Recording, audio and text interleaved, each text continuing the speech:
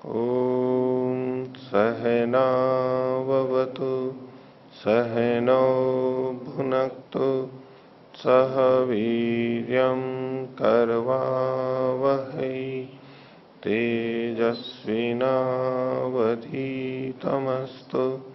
मा विद्विषावहै। ओम शांति शांति शांति। मीमांसा दर्शन की 36वीं कक्षा।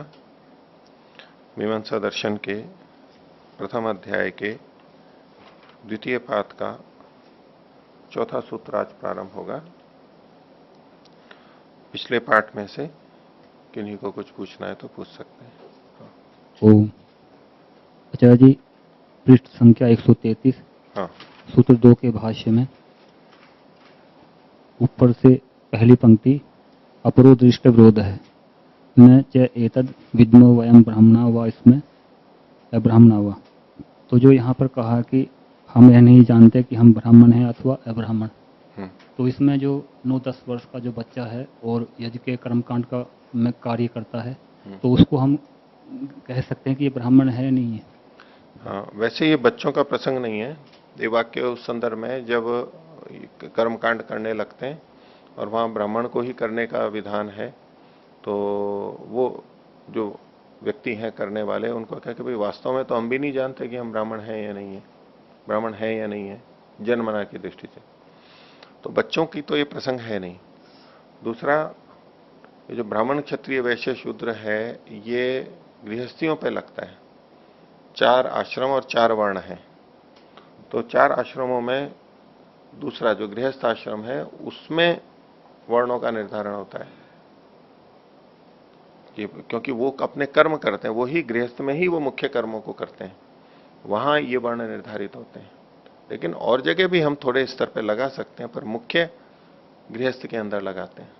और ब्रह्मचर्य आश्रम में भी प्रारंभिक शिक्षा के बाद में जब थोड़ा आगे बढ़ता है और अलग अलग ब्राह्मण की शिक्षा या क्षत्रिय वैश्य का वो अध्ययन करता है उन क्षेत्रों का, तब भी हम अर्थ ले सकते हैं कि इसको ब्राह्मण क्षत्रिय वैश्य शूद्र की भावी ब्राह्मण क्षत्रिय वैश्य शूद्र है, ये उस दृष्टि से कह सकते हैं। लेकिन ये केवल गृहस्थियों पर ही लागू होता है। वानप्रस्थी हो जाता है, उन कार्यों को छोड़ देता है। जब हम कर्मणा मानते हैं तो वानप्रस्थी क्या काम कर रहा है? ब्राह्मण का काम नहीं कर रहा है। मान लो वो सामान्य अपना अध्ययन साधना तपस्या कर रहा है। सभी वानप्रस्थी वही तो करेंगे, सभी वानप्रस्थी वही तो करेंगे, सभी सन्यासी वही कार्य करेंगे, साधना आदि है। तो मुख्य ये गृहस्थियों के लिए ही लगता है, और बच्चों की तो कोई बात नहीं है इसमें। हाँ बोलिए। ओम आचार्य जी, पृष्ठ संख्या 131, सूत्र संख्या 2। इसमें सूत्रार्थ में जो 2 शब्द आया है, एक है शास्त्र विरोध और एक है शास्त्र दृष्ट विरोध। ये दोनों में शब्दों में भेद क्या है? हाँ, शास्त्र विरोध जैसा ही शास्त्र दृष्ट विरोध है। सूत्र में तो केवल शास्त्र दृष्ट विरोधाच इतना लिखा हुआ था, शास्त्र दृष्ट विरोध। तो इसमें इन्होंने 2 तरह से अर्थ किए, एक तो शास्त्र विरोध और एक दृष्ट विरोध। इस तरह करके सूत्रार्थ हो गया। शास्त्र में भी से भी विरोध देखा जा रहा है, दृष्टि से भी विरोध, यानी लोक में जो देखा जाता है उससे विरोध हो रहा है। और यदि इसको शास्त्र दृष्ट को समस्त पद मान करके एक ही प्रयोग करें, पहले वाले 2 अर्थ हटा दीजिए, अब केवल शास्त्र दृष्ट इकट्ठा करके विरोध देखेंगे, तो शास्त्र में प्रत्यक्ष रूप से जो बात कही गई है उससे इसका विरोध आएगा। इन वाक्यों का शास्त्र के अन्य प्रत्यक्ष कथनों से विरोध आएगा। तो ये भी एक तरह से शास्त्र विरोधी है, एक बात है। और उसको थोड़ा अलग करना चाहें कि शास्त्र विरोध और शास्त्र दृष्ट विरोध, तो शास्त्र दृष्टि में तो शास्त्र में जो प्रत्यक्ष बातें कही गई हैं सीधे सीधे उनका ग्रहण करेंगे, और शास्त्र विरोध में शास्त्र में जो सीधे सीधे कही गई वो भी आएंगी, जो कि शास्त्र दृष्टि में आ रही थी वो भी आ जाएंगी, और शास्त्र के वचनों से जो हम तात्पर्य निकालते हैं, परोक्ष रूप से अर्थ लेते हैं, वो भी आ जाएंगी उसमें। वो व्यापक हो सकता है। और ठीक है, तो आगे देखिए सूत्र संख्या 4, ये प्रथम अध्याय के द्वितीय पाद का चौथा सूत्र। पृष्ठ संख्या 135। पूर्व पक्षी शास्त्र के वचनों को अनर्थक सिद्ध कर रहा है, अनित्य सिद्ध कर रहा है, व्यर्थ सिद्ध कर रहा है। उसके लिए वो अलग अलग हेतु दे रहा है, अलग अलग उदाहरण प्रस्तुत कर रहा है। तो ऐसा ही एक और हेतु उसने चौथे सूत्र में प्रस्तुत किया है। सूत्र है अन्य अनर्थक्यात्। अन्य के यानी शास्त्र में जो अन्य बातें कही गई हैं उनके, उन कर्मों के अनर्थक होने से, व्यर्थ हो जाने से। ये जो कुछ उदाहरण देगा वो उदाहरण ऐसे देगा पूर्व पक्षी कि जब इसी से हो जाता है तो शास्त्र में जो दूसरी बातें कही गई वो व्यर्थ है, उनकी आवश्यकता ही नहीं है, वो व्यर्थ होने लग जाएंगी। इसलिए दूसरे व्यर्थ नहीं हो सकते, तो या तो इसको व्यर्थ मानो, इसको गलत मानो, उसको सत्य सिद्ध करना है तो ये गलत हुआ तो भी शास्त्र गलत है। और यदि आप इसको ठीक मानते हो तो वो जो दूसरे वचन है वो गलत सिद्ध होंगे, वो भी शास्त्र के वचन है, तो उससे भी शास्त्र गलत सिद्ध हो जाएगा। किसी भी तरह करो शास्त्र का तो खंडन होगा ही, इसका अभिप्राय है। वचन क्या लिए उसने? पहला है पूर्णाहुत्या सर्वान कामान अवाप्नोति। पूर्णाहुति के द्वारा, जैसे हम अग्निहोत्र में पूर्णाहुति करते हैं, हम करते हैं सर्वम वै पूर्णम स्वाहा इत्यादि, ये तो यहां हम करते हैं केवल समझने के लिए, यहां दूसरे प्रसंग की बात है। इस पूर्णाहुति के द्वारा सभी कामनाओं को प्राप्त करता है। सर्वान कामान अवाप्नोति, सभी कामनाओं को प्राप्त कर लेता है, और कोई कामना बची नहीं। फिर सभी कामनाएं किससे पूरी होती हैं? पूर्णाहुति से होती हैं। तो सब कामनाएं पूर्णाहुति से होगी, अन्य कर्मों की आवश्यकता ही नहीं है, और केवल पूर्णाहुति से हो जाएगी। और ये प्रसंग है, जैसा युधिष्ठिर जी ने नीचे लिखा है, कि अग्न्याधान कर्म की पूर्णाहुति से। वहां जो प्रक्रिया है ऐसे कि अग्न्याधान किया, उसकी पूर्णाहुति हो गई। अग्न्याधान भी एक कर्म हो गया, उसकी पूर्णाहुति हो गई। उसके बाद में अग्निहोत्र आदि किए जा रहे हैं। हमारे यहां जो ये करते हैं इसमें तो अग्निहोत्र करके और अंत में पूर्णाहुति करते हैं, वैसा प्रसंग नहीं है ये। अग्न्याधान एक कर्म हुआ, उसकी पूर्णाहुति हो गई, अब अग्निहोत्र आदि कर्म किए जा रहे हैं।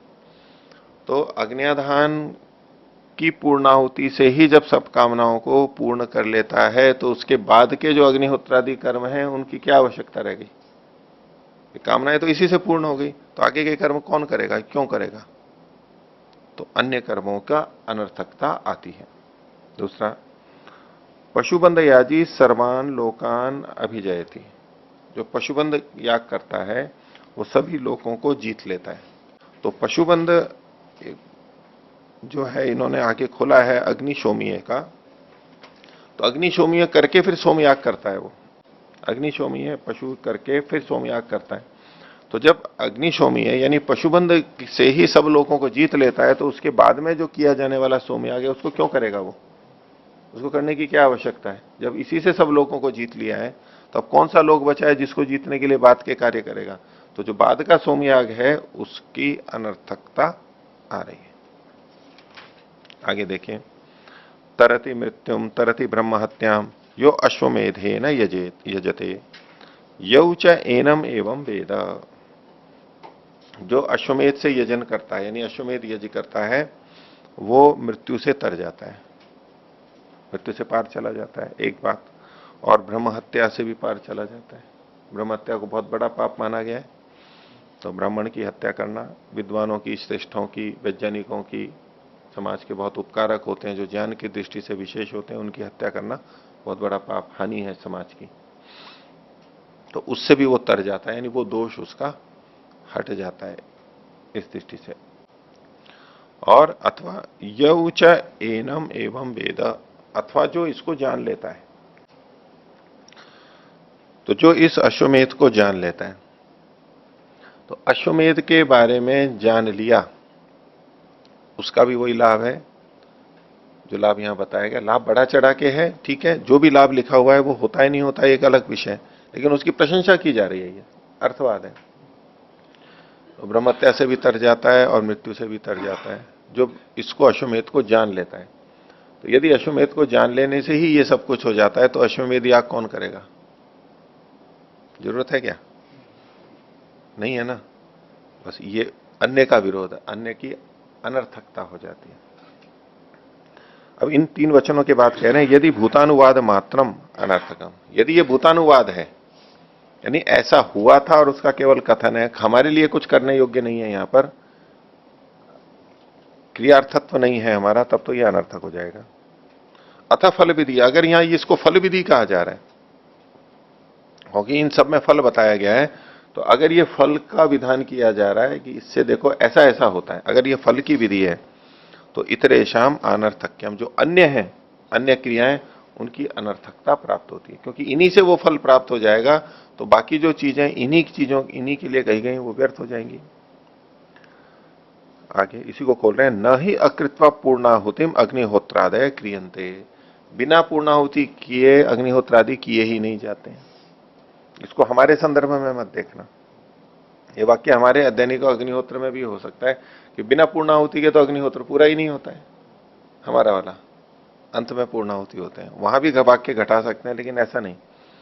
यहां यह कहा जा रहा है कि जो अग्न्याधान की पूर्णाहुति होती है उसके बिना तो आगे अग्निहोत्र आदि होते ही नहीं है, उस संदर्भ में लेंगे। आगे, न च अनिष्टवा अग्निशोमीय न सोमे न यजनते, अग्निशोमीय से यजन किए बिना सोमयाग किया ही नहीं जाता है। तो जब पहले अग्निशोमीय कर लिया और उसी से सब लोगों को जीत लिया, तो बाकी के सोमयाग से किस लोग को जीतने की बात है, वो व्यर्थ हो रहा है। आगे, न च अनधीत्य अश्वमेधे न यजनते, कि वे इसको बिना पढ़े तो अश्वमेध को कर ही नहीं सकता है, पहले तो पढ़ेगा, तो पढ़ लिया तो फिर करना व्यर्थ हो जाएगा।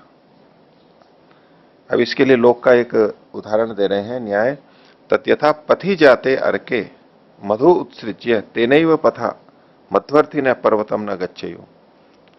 पथि जाते, रास्ते में ही, रास्ते में उत्पन्न जो आक है, अर्क, आक का पौधा होता है ना, छोटा सा, यूं ही कहीं भी उग जाता है, उसमें मधु का, शहद का छत्ता लगा हुआ है। कोई घना आक का पौधा होता होगा तब छत्ता लगता होगा, लग जाता है उसमें, बड़े भी हो जाते हैं। हाँ, तो उसमें अगर शहद का छत्ता लगे, मधु लग गया है, तो उसको छोड़ करके कोई मधु को पाने के लिए पर्वत पे यानी दूर क्यों जाएगा, उसको शहद लेना है। और आग के पौधे में जो कि पास में है, सड़क के पास में ही, वहीं पर ही दिख रहा है, तो उसको छोड़ के और आगे शहद लेने जाएगा कोई, जबकि शहद वही है, न्यूना दिखता नहीं है कुछ भी, तो वहां दूर क्यों जाएगा। तो तादृशम ही तत्, ये जो आप प्रक्रिया बता रहे हो, ये वैसा ही हो जाएगा कि अगर कोई जाए भी, अगर आप इसको सार्थक सिद्ध करना चाहो अन्य क्रियाओं को, तो ऐसा होगा कि पास की चीज को छोड़ के दूसरी चीज को, तो कोई भी बुद्धिमान ऐसा करेगा नहीं, इसलिए वो तो व्यर्थ ही हो जाएंगे। अपि चाहू, जैसा कि कहा गया, एक श्लोक दिया इन्होंने इसी बात को बताने के लिए, अर्के चेत मधु विंदेत किमर्थम पर्वतम व्रजेत, यदि आंख में ही, सड़क के किनारे आंख में ही मधु मिल जाता है छत्ता, तो क्यों पर्वत पे जाएगा कोई। इष्ट से अर्थ से संसिद्धो को विद्वान यत्न आचरे, इष्ट अर्थ की जो उसको चाहता है उसकी प्राप्ति के लिए, सिद्धि के लिए कौन विद्वान यत्न करेगा, यानी अधिक यत्न करेगा। जब थोड़े यत्न से ही मिल रहा है तो अधिक यत्न क्यों करेगा। यहीं पास की दुकान से वही चीज उतने रुपए में मिल रही है, तो कोई कुछ किलोमीटर दूर जाकर के उसी चीज को उतने ही रुपए में क्यों लेके आना चाहेगा, कोई भी नहीं चाहेगा, विद्वान नहीं चाहेगा। तो ये एक यहां पर न्याय, इसको कहते हैं अर्क मधु न्याय, अर्क मधु न्याय, और इसको बाधित न्याय भी बोलते हैं। अर्क और मधु से जुड़ी हुई बात है, बाकी घटना कथा तो हम जोड़ सकते हैं वहां पर। अर्क मधु न्याय या बाधित न्याय। बाधित न्याय क्या होता है, उपस्थितम परित्यज्य अनुपस्थितम याचते या धावती, अनुपस्थितम धावती, उपस्थितम परित्यज्य अनुपस्थितम धावती, जो उपस्थित है उसको छोड़ करके अनुपस्थित की तरफ जा रहे हैं। भोजन करना है, भोजन सामने है, उसको छोड़ करके दूसरी जगह भोजन को जा रहा है, भाई चलो नहीं और दुकान ढूंढूंगा, ये है सामने भोजन जो चाहिए वो यहां पर है, उसको छोड़ करके दूसरी जगह जा रहा है, जो कि अभी पता भी नहीं है कहीं कहां दुकान होगी, कहां भोजन मिलेगा नहीं मिलेगा कैसा। ये बाधित न्याय कहलाता है। इसको लोक भाषा में कहते हैं, जब कान को सीधे से ही पकड़ा जा सकता है तो घुमा करके क्यों पकड़ेगा कोई व्यक्ति, घुमा के पकड़ रहा हो तो कहेंगे ये घुमा करके पकड़ रहा है, जब सीधे ही पकड़ सकते हैं तो घुमा के क्यों पकड़ेगा कोई। तो जो सरल होता है, संक्षेप में सरलता से जो चीज मिल जाती है तो दूसरे को जाएगा नहीं। इसलिए ये जो शास्त्र के वचन बताए गए, यहां इन विशेष विशेष उपलब्धियों को छोटी चीजों से ही बता दिया गया, तो आगे की चीजें कोई क्यों करेगा। आगे देखिए 5वां सूत्र, और खंडन कर रहा है कि इन शास्त्रों के अंदर क्या होता है। सूत्र है 5वां, अभागी प्रतिषेधाच। भागी का मतलब है योग्य, पात्र, और अभागी का मतलब है जो पात्र ही नहीं है, योग्य ही नहीं है, उसका प्रतिषेध करने से। जो प्रतिषेध का, निषेध का भागी ही नहीं है, जिसमें निषेध प्राप्त ही नहीं हो रहा है, उसका निषेध जो करना है, ऐसा शास्त्रों में देखा जाता है। इसलिए भी ये शास्त्र अनित्य है, अमान्य है, अभागी का प्रतिषेध होने से। जिसका निषेध नहीं करना चाहिए उसका भी निषेध होने से। कैसे, वो वाक्य बताया, न पृथिव्याम अग्निश्चेतव्यो, पृथ्वी के ऊपर अग्नि का चयन नहीं करना चाहिए। अग्नि चयन करते हैं, जैसे वो वेदी बनाते हैं, इष्टि का चयन करते हैं ना, उसको भी अग्नि चयन बोलते थे। या आगे मतलब अग्निदान और जो आगे सारी प्रक्रिया करते हैं, चूंकि वहां अग्नि का दहन होता है, तो अग्नि चयन का पृथ्वी में नहीं करना चाहिए। फिर कहा न अंतरिक्ष, अंतरिक्ष में भी नहीं करना चाहिए, और न दिव्य और द्व्युलोक में भी नहीं करना चाहिए। ठीक है, तो तीन ही लोक है ना वैसे, पृथ्वी लोक, अंतरिक्ष लोक और द्व्युलोक। तो दिव्य में, तीनों में नहीं करना चाहिए। तो इति अप्रतिषेध भागिनम अर्थम प्रतिषेधंती, जो प्रतिषेध के योग्य ही नहीं है उसका प्रतिषेध किया जा रहा है। कैसे कि अंतरिक्ष और द्व्युलोक में चयन हो ही नहीं सकता है, यहां पर अग्नि का चयन हो ही नहीं सकता है, तो फिर उसका निषेध किया जा रहा है। तो जिसका निषेध प्राप्त ही नहीं था, यानी जहां प्राप्त, निषेध कहां होता है, प्राप्ति पूर्वक होता है। पहले वहां पर कोई चीज हो सकती हो तो कहा जाए कि भाई ये यहां नहीं करना है, तो ये कथन मूर्खतापूर्ण हुआ ना, गलत हुआ ना। ऐसे वचन है इसलिए प्रमाणिक नहीं है, अभागी का प्रतिषेध है। आगे कहते हैं विज्ञायते एवं, इससे ये जाना जा रहा है अंतरिक्षे दिवी च अग्नि न चीयते। इस वाक्य से यही तो आ रहा है, अंतरिक्ष और द्व्युलोक में अग्नि का चयन नहीं करना चाहिए। फिर कहा, फिर बचा गया पृथ्वी, तो बोले पृथ्वी चयन प्रतिषेधार्थम च यद वाक्यम भवेत। यद वाक्यम के बाद में अल्प विराम है, यहां भी चल सकता है लेकिन इधर लीजिए ज्यादा अच्छा। यद वाक्यम भवेत अल्प विराम चयन प्रतिषेधार्थम एवं तत्। अब इस वाक्य में किसका वास्तव में निषेध होगा? अभी पृथ्वी पर अग्नि, पृथ्वी पर चयन का प्रतिषेध है। ये वाक्य किस लिए बोला गया? पृथ्वी पर अग्नि का चयन नहीं करना चाहिए, बस। तो जब ये पृथ्वी पर चयन का निषेध किया, अंतरिक्ष में हो नहीं सकता, द्व्युलोक में हो नहीं सकता चयन, तो चयन मात्र का प्रतिषेध हो जाएगा ना।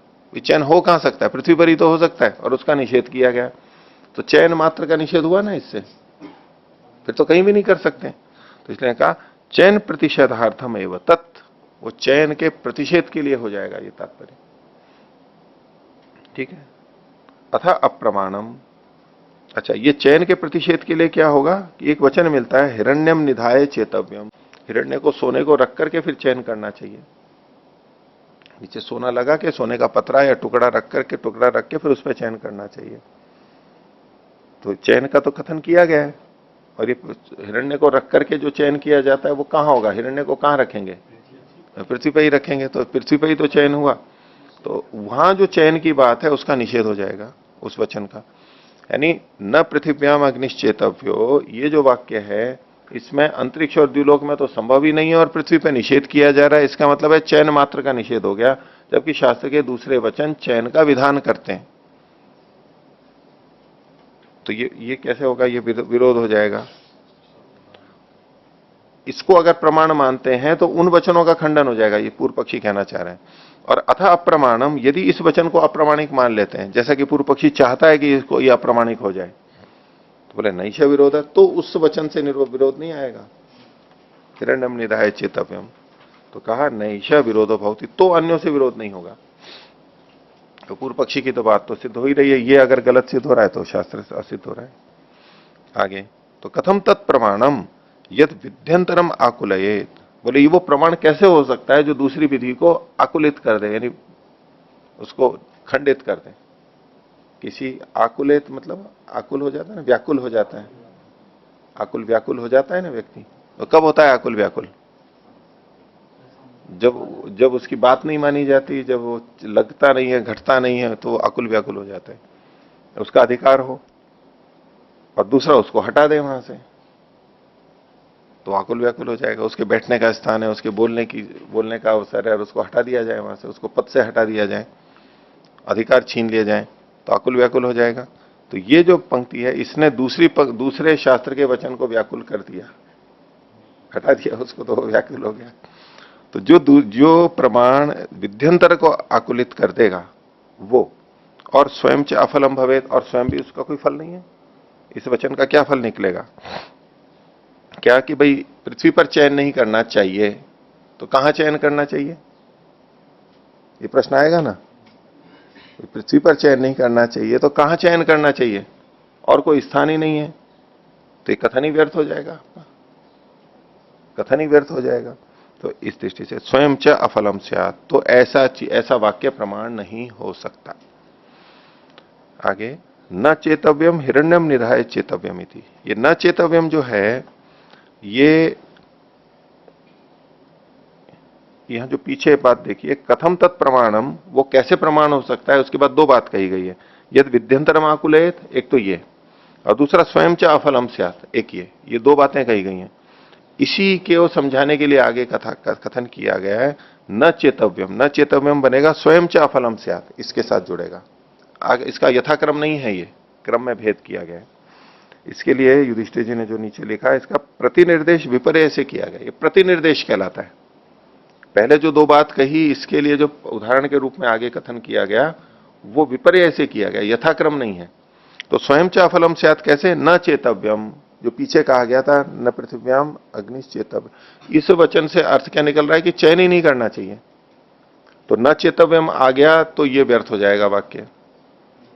और विध्यंतरम आकुलेत, कौन सी विधि है? दूसरी विधि जिसको ये आकुलित कर रहा है, बेचैन कर रहा है, वह है हिरण्यम निधाय चेतव्यम, इसको आकुलित कर रहा है। ठीक है, तो ये प्रमाण नहीं हो सकता। आगे, और अंतिम सूत्र पूर्व पक्षी का छठा सूत्र, अनित्य संयोगात। अनित्य बातों का संयोग उन शास्त्रों में देखा जाता है, यानी अनित्य बातें वहां पर कही गई हैं शास्त्रों में। अनित्य यानी इतिहास की बातें, मनुष्यों से संबंधित इतिहास की बातें, इसलिए भी वो प्रामाणिक नहीं है। क्योंकि वो तो नित्य चीजें होती है, उसमें लोक का इतिहास नहीं आना चाहिए, लेकिन अनित्य बातें वहां लिखी गई हैं, इसलिए भी वो अप्रामाणिक है। भाष्य, अनित्य संयोगश्च वेद प्रामाण्ये सति परम तो श्रुति सामान्य मात्रम इति परिहृतः। इसको क्रम यो लीजिए, वेद प्रामाण्य सति अनित्य संयोगश्च, वेद का प्रामाण्य होने पर, वेद प्रामाण्य के विषय में, वेद का प्रामाण्य होने पर, संपूर्ण वेद का अनित्य जो संयोग है, अनित्य शास्त्रों, अनित्य बातों का जो वहां संयोग है, ये विषय तो ये परम तो श्रुति सामान्य मात्रम, ये सूत्र है जो पीछे आया है 1:1:31 में, वहां पर इसका तो समाधान यद्यपि हमने कर दिया था। वहां ये जो बबरा और प्रवाहणी वगैरह जो थे, वहां उन्होंने अनवर्थक संज्ञा, यानी धातु प्रकृति प्रत्यय को लेकर के अर्थ बना करके वहां संगति लगाई थी। जो लोक प्रसिद्ध इस इनाम वाले व्यक्ति हैं, उसको लेकर के तो वो अनित्य ही संयोग होने लगेगा। तो वहां पर यौगिक अर्थ को मानते हुए वहां पर संगति लगाई गई है। वहां पर कहा गया यौगिक अर्थ है, इसलिए अनित्य का दोष नहीं आता, अनित्य संयोग नहीं होता। तो बोले ये यद्यपि वहां कह चुके थे, अर्थ बताया जा चुका था, लेकिन फिर भी इदानीम, इस समय, ये जो वैदेक लिखा हुआ है, वेदैक देश, ऐसा कर लीजिए। व पे एक की मात्रा और दे पे दो मात्राएं। वेदैक देशानाम आक्षिप्तानाम, वेद के एक देशों के आक्षेप जो किए गए, आक्षिप्तानाम वेदैक देशानाम, जिन पे आक्षेप किया गया उन वेद के एक देशों का, वो कौन से थे? अर्थवाद वाले वाक्य, जो हमारा पीछे प्रसंग चल रहा है, अर्थवाद वाले जो वाक्य इन्होंने उठा उठा के दिए, जिन पे आक्षेप किया था, उनके पुनरुपोद्बल का उत्तिष्ठति, उनको फिर से, उनको समर्थन करने वाला फिर से उसी बात को, अनित्य संयोग की बात भी साथ में बोल रहा है, यद्यपि हम समाधान कर चुके। और वो वही है उदाहरण, बबरह प्रवाहणिर अकामयत। तो जो जन्म और मरण से युक्त है ऐसा व्यक्ति बबर, उसका वहां उल्लेख किया, तो ये वचन भी अनित्य हो जाएंगे। तो इन अनित्यों का संयोग होने से ये भी अनित्य है। ये यहां तक पूर्व पक्ष पूरा हुआ। ठीक है, अब सिद्धांत इनका उत्तर दे रहे हैं। 7वां सूत्र, विधिना तो एक वाक्यत्वात् स्तुत्यर्थेन विधिनाम स्युः। ये जो अर्थवाद वाले वाक्य थे, ये विधि के साथ इनकी एक वाक्यता होती है। अर्थवाद वाला भी एक वाक्य था और अन्य विधि वाक्य थे, वो भी वाक्य थे। इन वाक्यों की परस्पर एक वाक्यता है। तो एक तो होता है एक वाक्य पूरा, इसको हम कहेंगे ये एक वाक्य है। दूसरा भी एक वाक्य है, पूरा एक वाक्य। तीसरा भी एक वाक्य है। अब जब ये अनेक वाक्य परस्पर संबद्ध होते हैं, उस स्थिति में कहा जाता है इन वाक्यों की एक वाक्यता है। यानी ये अनेक वाक्य मिलकर के भी एक ही वाक्य बना रहे हैं, क्योंकि एक ही बात को कह रहे हैं, जुड़े हुए हैं ये आपस में, कुल मिलाकर के एक बात को कह रहे हैं। अर्थ की दृष्टि से देखा जाता है तो बोले इनकी एक वाक्यता है। ये जो अर्थवाद वाक्य है इनका विधि वाक्यों से संबंध है, इसलिए एक वाक्यता है। तो विधिना तु एक वाक्यत्वात् और स्तुत्यर्थे न विधि नाम स्युः, स्तुति के प्रयोजन से ये विधियों के साथ में जुड़ते हैं। तो विधिना तो एक वाक्यत्वात्, विधि के साथ में इन अर्थवाद वाक्यों की एक वाक्यता होती है। और स्तुत्यर्थे न विधि नाम सु, ये विधियों की स्तुति के लिए यहां पर काम में करते हैं, ये इस दृष्टि से एक वाक्यता होती है, सार्थकता होती है। तो इसके लिए उदाहरण दे रहे हैं समझाने के लिए।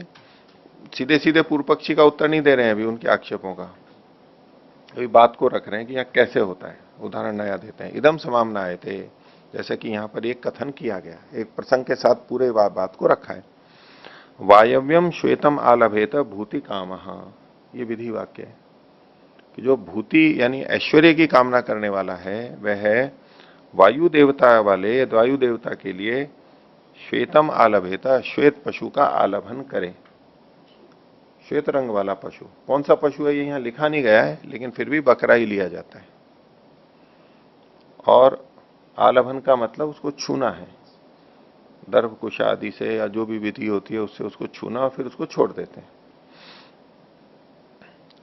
उसके आगे कहा वायुर्वई क्षेपिष्ठा देवता, वायु बहुत तीव्र देवता है, तीव्र गति वाला देवता है, शीघ्रकारी देवता है, शीघ्र करता है। वायु में वह स्वेन भागधेय न उपधावती, वायु को ही अपने भागधेय से उसके पास जाता है, उसके पास उपस्थित होता है। इसका वायु देवता को ही अपने भागधेय के साथ, यानी ये जो श्वेत पशु है इसके जो इसका अपना है, स्वयं पशु का ये जो देने वाला है उसका जो अपना है, उस भागधेय से उसके पास जाता है। और स एव एनम भूतिम गमयति, वह जो वायु है वो इसको यानी इस यजमान को भूतिम गमयति, भूति यानी ऐश्वर्य की ओर ले जाता है, उसको प्राप्त कराता है। ये पूरे वाक्य हो गए। अब जिस तरीके से पूर्व पक्षी पहले प्रश्न कर रहा था, बोले वायुर्वई क्षेपिष्ठा देवता, ये जो वाक्य लिखा गया ये तो व्यर्थ है, इससे कौन सी क्रिया पता लग रही है। और न क्रिया से संबंधित कोई द्रव्य आदि का संबद्ध कोई चीज, क्रिया से संबंधित कोई बात भी नहीं यहां पर आ रही, द्रव्य संस्कार आदि का कुछ का पता नहीं लग रहा है, तो ये वाक्य व्यर्थ है। ऐसा यहां भी कह सकता है पूर्व पक्षी, जैसे पीछे कहा था। तो कह रहे हैं आगे वायुर्वई क्षेपिष्ठा देवता इत्यतो यद्यपि क्रिया नावगम्यते, तो इस पूरे प्रसंग में वायुर्वई क्षेपिष्ठा देवता इतना जो अंश है, इससे किसी क्रिया का तो पता लग नहीं रहा है और न क्रिया से संबंध कोई बात आ रही है, क्योंकि आमनाय से क्रियार्थत्वात, उस बात को लेकर के क्रिया संबद्ध हुआ किंचित, न तो क्रिया पता लग रही है, न क्रिया से संबद्ध कुछ होता है। तथापि विद्युत देशेन एक वाक्यत्वात् प्रमाणम, लेकिन जो विद्युत देश, विद्युत देश का मतलब विधि जो वाक्य है, विधि वाक्य कौन सा, पहला वाला, वायव्यम श्वेतम आलभेत भूति काम, आलभेत ये विधि है यहां पर।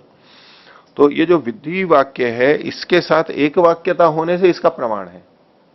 इसका क्यों प्रमाण है, अपने आप में अलग से देखेंगे तो खंडन हो जाएगा कि क्योंकि क्रिया के लिए भी नहीं है और क्रिया से संबद्ध भी नहीं है, लेकिन विधि वाक्य के साथ में जब जोड़ेंगे तो ये सार्थकता होगा, सार्थक होगा यानी प्रामाणिक होगा।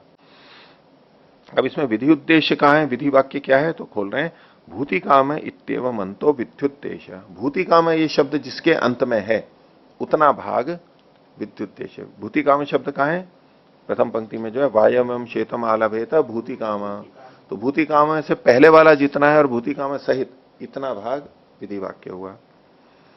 तेन एक वाक्य भूतो, उससे एक वाक्य रूप है ये कौन, वायुर्वई क्षेपिष्ठा देवता इत्येवम आदि। इसके आगे का जो है वायुर्वई क्षेपिष्ठा देवता और फिर उसके आगे का भी है, उसके साथ में एक वाक्य भूत है, एक वाक्य के रूप में है।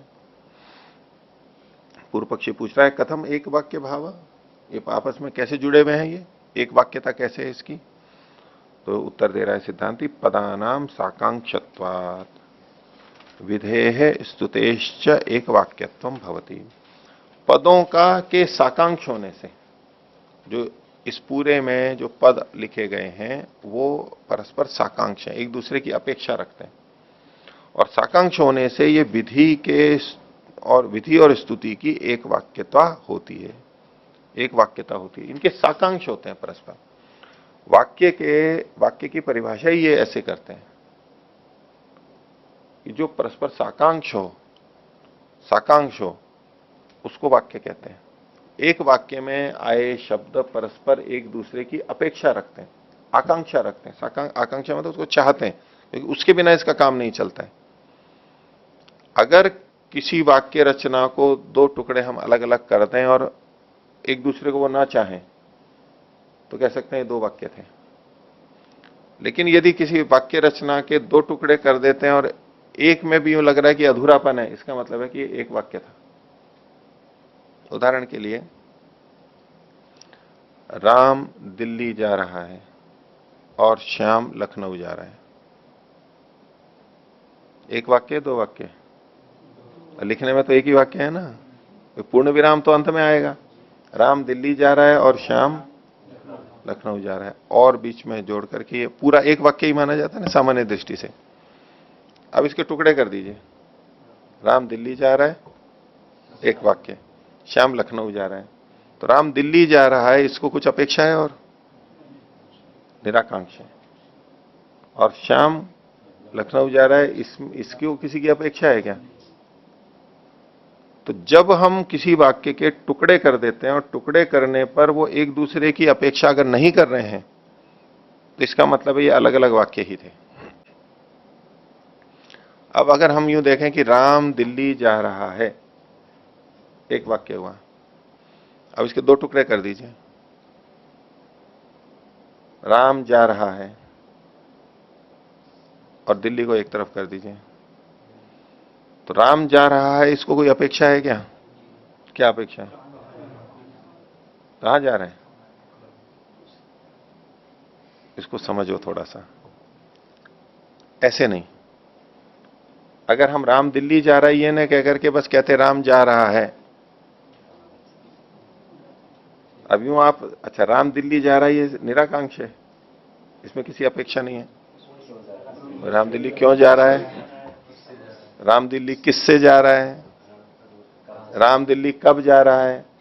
यूं तो प्रश्न आकांक्षा तो आप कुछ भी ला सकते हो। राम कौन से कपड़े पहन के जा रहा है? राम भोजन करके जा रहा है या बिना भोजन किए जा रहा है? ठीक है, राम किस सामान को साथ में लेके जा रहा है? ये बात नहीं, ऐसे साकांक्षता नहीं देखी जाती है। ऐसे तो आप कुछ भी आकांक्षा देखेंगे। इसलिए जब मैंने कहा राम दिल्ली जा रहा है, दिल्ली को एक तरफ कर दिया और राम जा रहा है, तो बोले कि इसमें आकांक्षा रह गई। किसकी? बोले कहां जा रहा है। तो राम दिल्ली जा रहा है, इसमें भी आकांक्षा है ऐसी, तो ऐसे नहीं देखा जाता है। राम जा रहा है ये अपने आप में निराकांक्ष है। राम जा रहा है, बस इतना ही कहना है उसको। तो जब हम एक वाक्य के टुकड़े करते हैं तो दोनों में से कोई भी एक अगर साकांक्ष है तो एक वाक्य माना जाएगा, क्योंकि राम जा रहा है और उधर है अकेला दिल्ली। अब केवल दिल्ली बोलेंगे तो अब ये साकांक्ष है। भैया आपने दिल्ली बोला, दिल्ली का मतलब क्या हुआ? राम जा रहा है इतना तो सार्थक है, इतनी सूचना दे रहा है भी राम जा रहा है, ये निराकांक्ष है। लेकिन राम दिल्ली जा रहा है में से हमने राम जा रहा है से अलग दिल्ली भी कर दिया है ना, उसको देखो, ये दिल्ली भी निराकांक्ष है क्या? जैसे राम दिल्ली जा रहा है, श्याम लखनऊ जा रहा है, इन दो वाक्यों को जब अलग अलग किया तो दोनों ही निराकांक्ष थे। ये भी निराकांक्ष, ये भी निराकांक्ष। अब हम कह सकते हैं कि दो अलग अलग स्वतंत्र वाक्य हैं। लेकिन राम दिल्ली जा रहा है में राम जा रहा है और दिल्ली अलग अलग कर दिया, तो उसमें राम जा रहा है तो भले ही निराकांक्ष है, लेकिन दिल्ली तो साकांक्ष बन गया। दोनों में से या तो दोनों साकांक्ष बनेंगे, नहीं तो एक भी अगर साकांक्ष बन रहा है, इसका मतलब है कि ये इसी वाक्य का अंश था। ये दो वाक्य नहीं है, एक ही वाक्य है ये। अर्थैकत्वात् एकम वाक्यम साकांक्षम चेत विभागे स्यात्। ये एक सूत्र है यहां का कि वाक्य कहते किसको है? अर्थैकत्वात् एकम वाक्यम, एक अर्थ को कहने वाला एक वाक्य होता है, एक तात्पर्य को कहने वाला। अर्थ के एकत्व से एक वाक्यता होती है। लेकिन इसमें भी बातें बन सकती हैं कि भाई ये भी तो एक अर्थ को कह रहा है, कई वाक्य आदि होकर के एक ही बात को कह रहे हैं। पर उसमें आगे कहते हैं साकांक्षम चेत विभागे से, यदि विभाग करने पर वो साकांक्ष बन रहा है तो इस बात को लगाएंगे। यदि एक ही अर्थ आ रहा है और फिर भी विभाग करने पर भी साकांक्ष नहीं बन रहा है तो उसको एक वाक्य नहीं कहेंगे। तो ये एक वाक्य है या नहीं है, इसको देखने के लिए साकांक्षता को देखा जाता है। अब इस प्रसंग में देखिए, वायु, ये जो पूरे सारे बात कही गई, ये 4 वाक्य कहे गए थे। वायुवम श्वेतम आलाभेत भूति काम, वायुर्वै क्षेपिष्ठा देवता, वायुमेव स्वेन भागधेयेन उपधावती, और स एव एनम भूतिम गमयति। ये 4 टुकड़े हैं। इन 4 टुकड़ों को 4 वाक्य मान सकते हैं या एक वाक्य मान सकते हैं? इनका कहना है कि ये सारे एक वाक्य हैं। क्यों एक वाक्य है? पूर्व पक्षी का कहना है इन बाकी की वायुर्वै क्षेपिष्ठा देवता ये तो व्यर्थ है, क्योंकि वायुव्यम श्वेतम आलभेत भूति काम, इसी से ही काम चल जाता था, बाकी की चीजें तो व्यर्थ हैं। सिद्धांति कह रहा है कि नहीं, ये इनकी परस्पर सापेक्षता है। ये वायुर्वै क्षेपिष्ठा देवता स्तुति की जा रही है और ये विधि वाक्य से जुड़ करके इससे जुड़ गया तो वाक्य की वाक्यता हो गई। अब यहां पर जो साकांक्ष का है, नीचे देखिए जो ये पंक्ति थी, पदानाम साकांक्षत्वात् विधेः स्तुतेश्च एक वाक्यत्वम भवति। विधि और स्तुति की यहां पर एक वाक्यता है।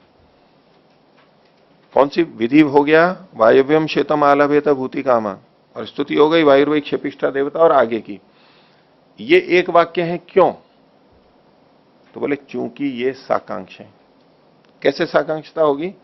कि वायुव्यम श्वेतम आलभेत भूति काम है, इसको अगर अलग कर दिया तो ये तो अपने आप में निराकांक्ष हो जाएगा, लेकिन वायुर्वै क्षेपिष्ठा देवता ये साकांक्ष रहेगा।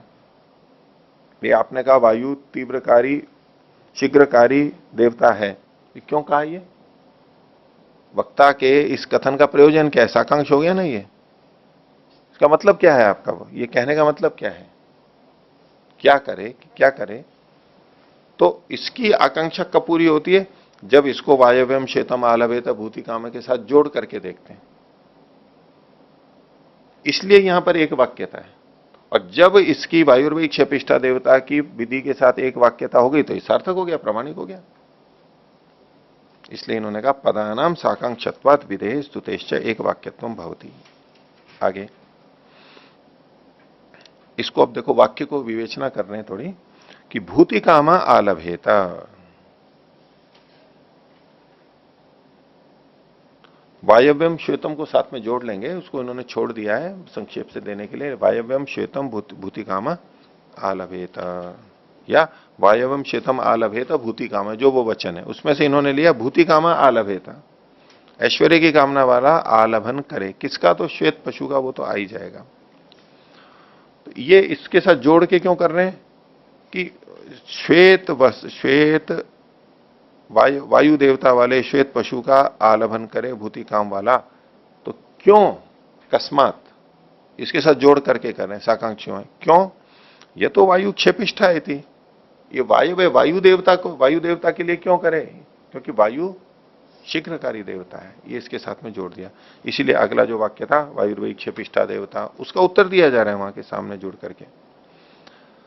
तो ये इसका संबंध बताया गया, साकांक्षता की दृष्टि से, वाक्य की वाक्यता की दृष्टि से संबंध बताया गया।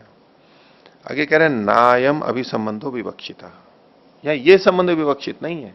कौन सा संबंध? जो अभी आगे बता रहे हैं।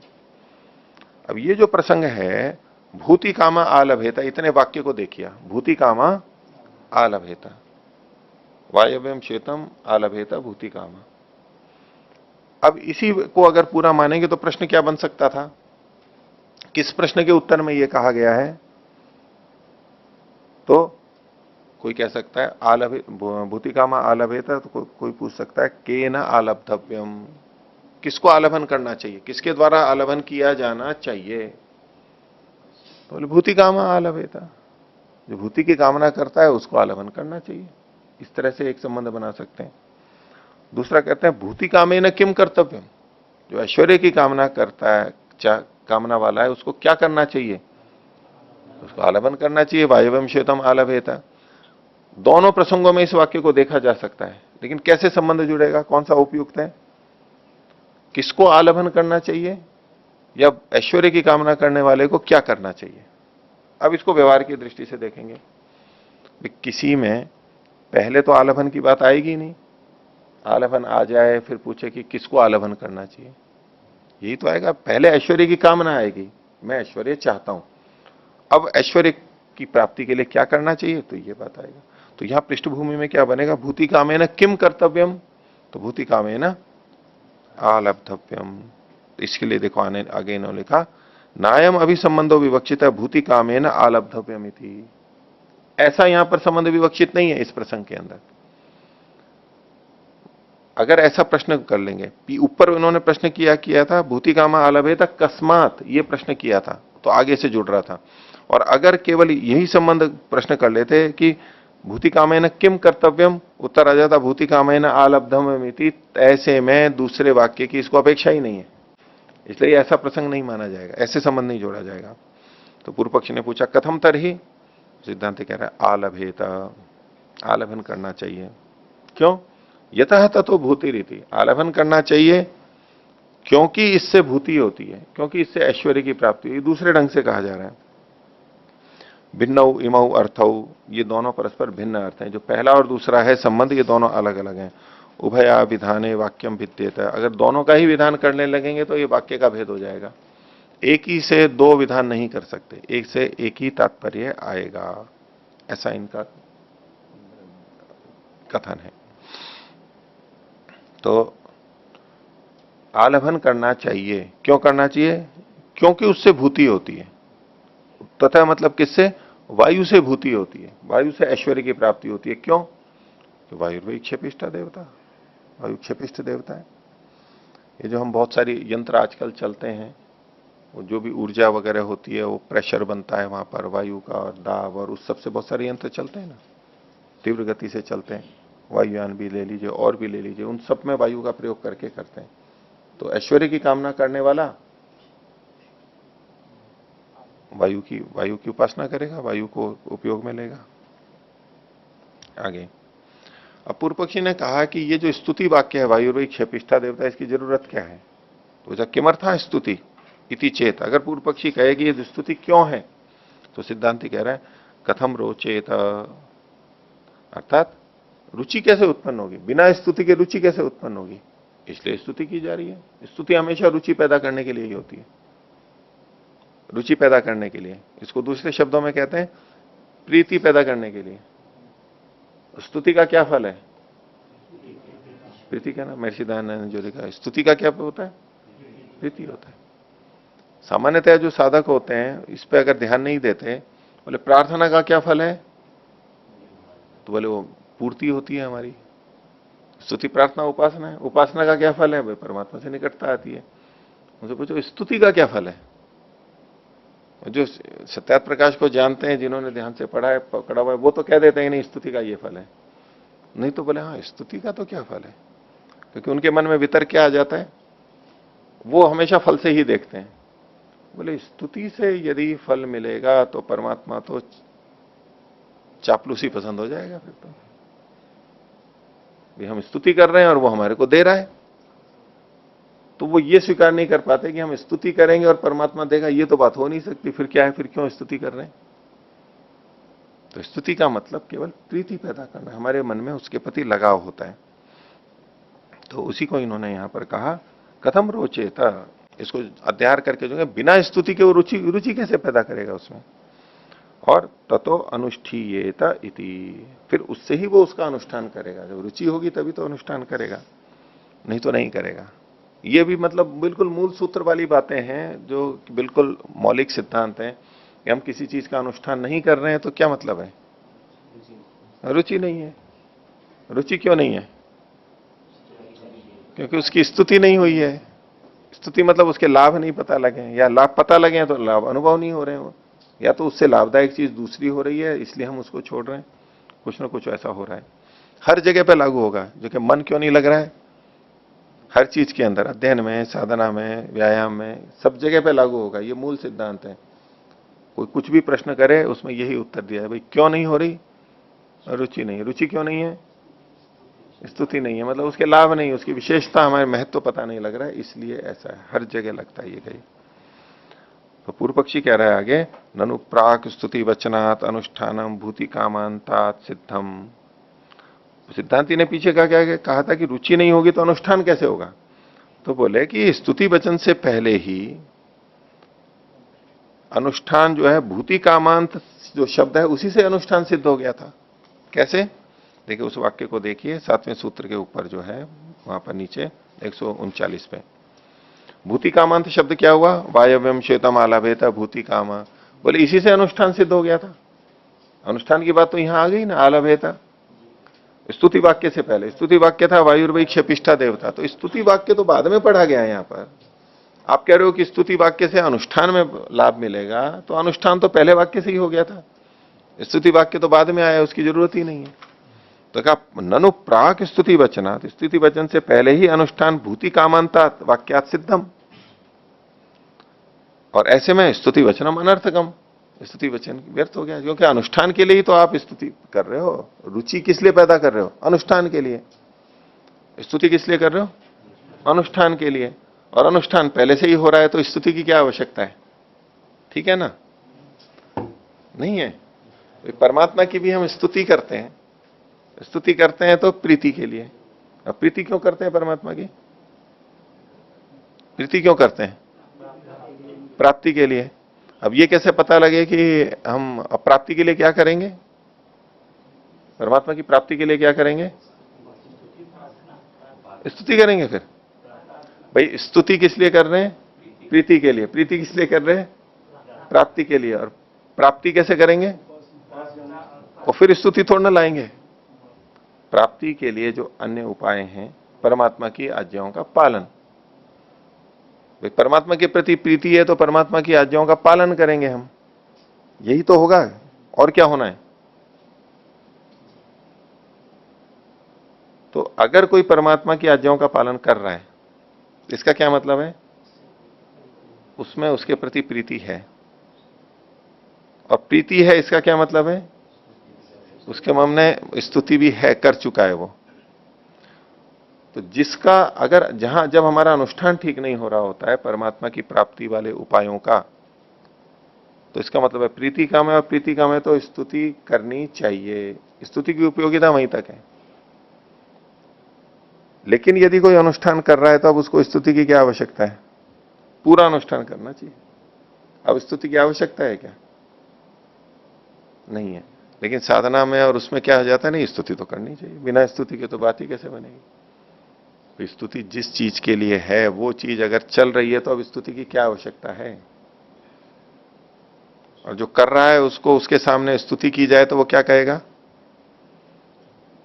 आप मीमांसा पढ़ रहे हैं और आपके आगे कोई मीमांसा की स्तुति करने लगे कि मीमांसा ऐसा है, ऐसा है, ऐसा है, तो बोले भाई क्यों स्तुति कर रहे हो?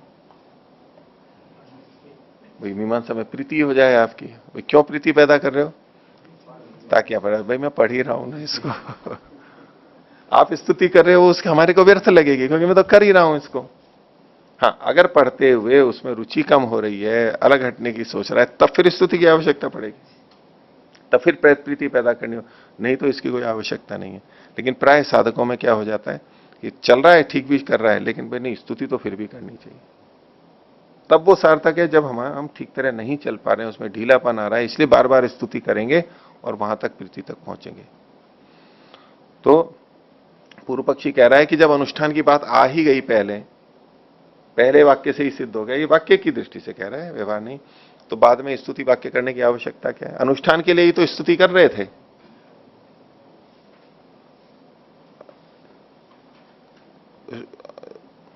तो इसलिए उसने कहा ननु प्राक स्तुति वचनात् अनुष्ठानम भूति कामंतात सिद्धम स्तुति वचनम अनर्थकम। स्तुति वचन अनर्थक हो गया।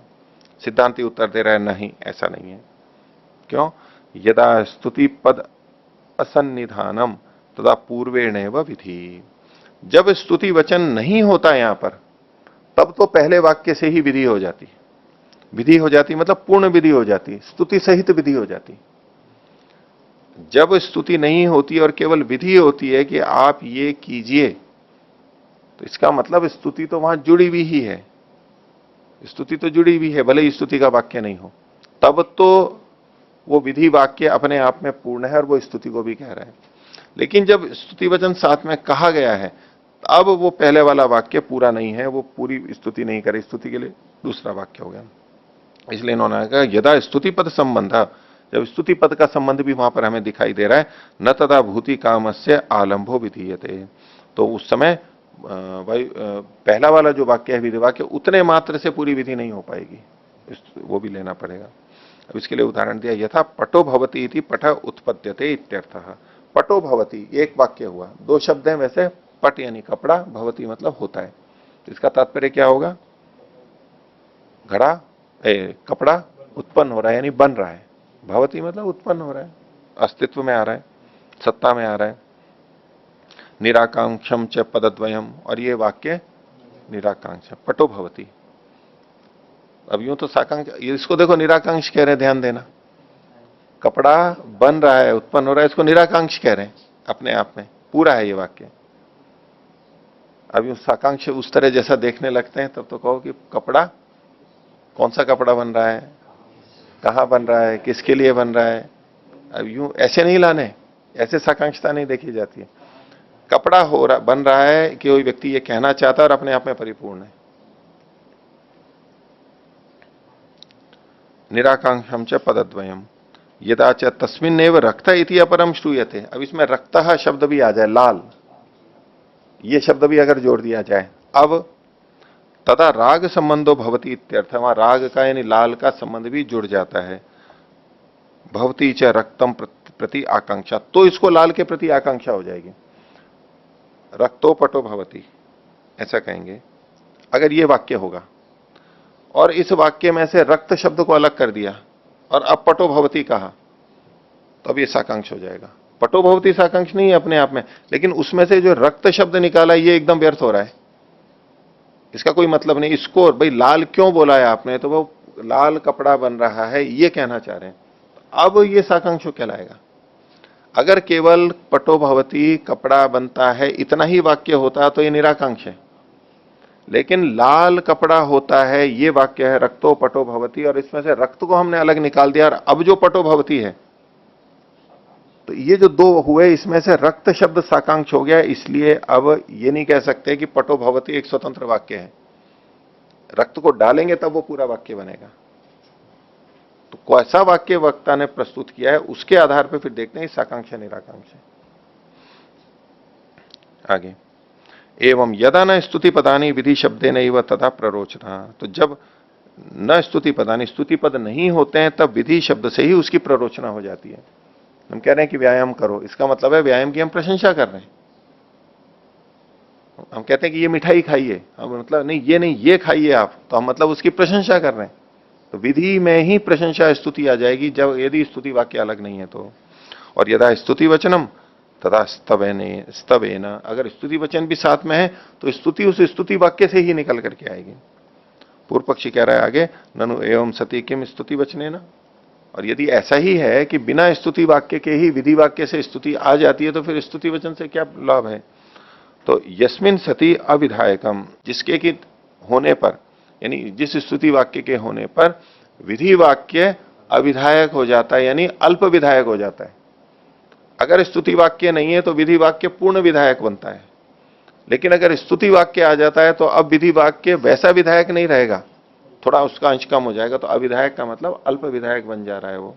इस ऐसे क्या फायदा उससे, मां भूत तत्, ऐसा नहीं होना चाहिए। तदभावे पूर्व विधि ना एवं प्ररोचयिष्यते, उस स्तुति वचन के बिना भी पूर्व विधि से ही यह प्ररोचना हो जाएगी।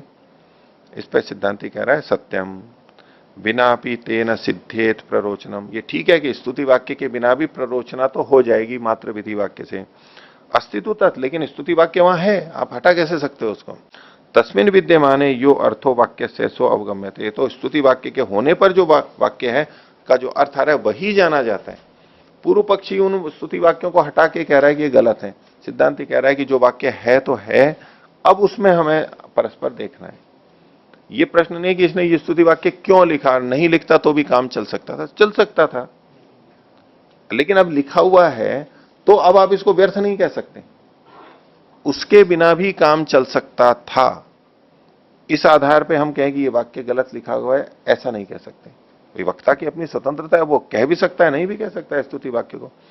अन्य जगह बिना इसके भी काम चलता था, इसलिए ये गलत है ऐसा नहीं कहा जा सकता है। जिसने स्तुति वाक्य भी साथ में लिखा है तो वहां स्तुति वाक्य के सहित जब इसको देखेंगे तो वहां स्तुति वाक्य अपने आप में सार्थक है, उसको व्यर्थ आप नहीं कर सकते हैं। तो विनापि तेन सिद्धेत प्ररोचनम अस्तित्वता तस्मिन विद्यमान यो अर्थो वाक्य से सो अवगम्यते। स्तुति प्रयोजनम तयो हो, उन दोनों का स्तुति प्रयोजन है। विधि वाक्य, स्तुति के बिना जो विधि वाक्य है उसका और स्तुति सहित जो विधि वाक्य है उसका, दोनों का प्रयोजन स्तुति है। तस्मिन अविद्यमाने विधिना प्ररोचनमिति, उस स्तुति वाक्य के न होने पर